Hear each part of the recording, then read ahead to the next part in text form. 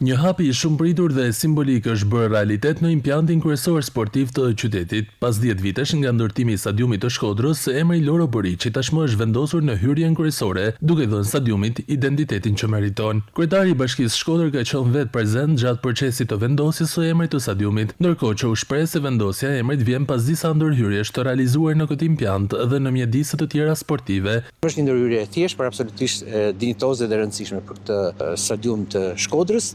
Sigurisht po vazhdojmë me investimet, kemi shumë kohë që po munduar për ta rikthyer stadiumin në nivelin që duhet. Së fundi po do përfundojmë besoj në 2 javë edhe pjesën e VIP-it me gjithë ndenjëset sipas standardeve duhura. Sigurisht kemi kthyer komplet dhe kemi pastruar gjithë ndenjëset si kanë qenë pothuajse jashtë standardit. Fushën, gjithë ambientet e brendshme të stadiumit jemi përkujdesur për t'i pasur në nivelin e duhur. Ky moment sipas kryebashkiakut Benet Beci, i vëmendjes së shtuar ndaj infrastrukturës sportive në mënyrë të veçantë stadiumit, le të shërbejë edhe si augur i mirë për shpalljen e vllaznisë kampione këtë vit, u shpreh ai.